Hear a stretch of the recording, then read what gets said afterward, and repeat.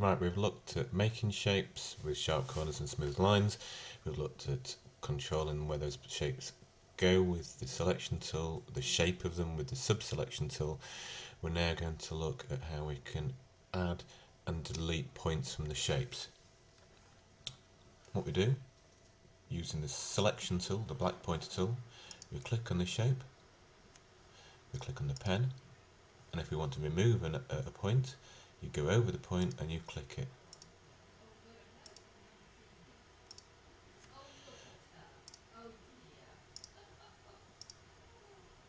So there we've got an eye there. That's how you delete points. So what I'm going to do now is just going to have a quick dot at the top. And I'll close that off so I can move that around. And then what we're going to use is I'm going to just drag that around so I can get the bottom of the T going. Obviously I'll need to tweak this around a bit. Notice I'm just using those points there. Right, we now need a bit of the top of the T there, so I'm going to add some points and then move them around. Using the pen tool, I'm going to add 1, 2, 3, 4 points, so the 4 corners that I need. I'll then use the sub-selection tool to drag them up into position.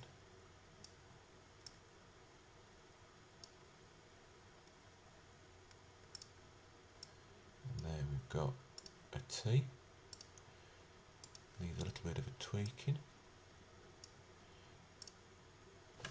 I'll zoom in there a little bit. Let's use I'm using Control and Space there just to zoom in. So I'll drag that in a bit. Like that, and in there.